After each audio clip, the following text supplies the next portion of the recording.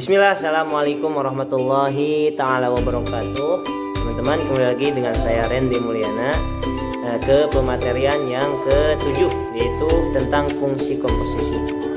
Jadi teman-teman, di sini ada beberapa pembahasan. Yang pertama, pengertian dari fungsi komposisi, syarat fungsi komposisi, sifat-sifat fungsi komposisi, dan yang terakhir contoh soal.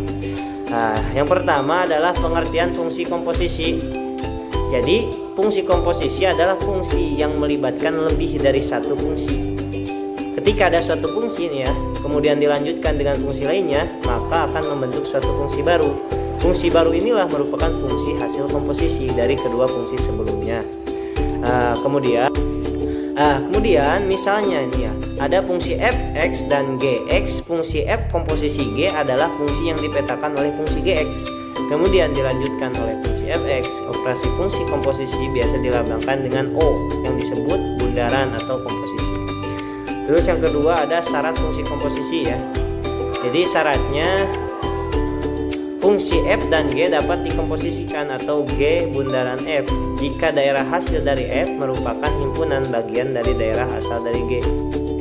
Kemudian apabila dua buah fungsi f dan g disajikan dalam bentuk himpunan pasangan terurut, maka untuk menentukan apakah kedua fungsi tersebut dapat dikomposisikan atau tidak, dicari dulu daerah hasil, itu range dari fungsi pertama, dan daerah hasil asal domain dari fungsi kedua. Ya, jadi apabila irisan antara range dari fungsi pertama dan domain dari fungsi kedua tersebut bukan himpunan kosong dan R fungsi pertama dan domain fungsi kedua, maka kedua fungsi tersebut dapat dikomposisikan terdefinisi.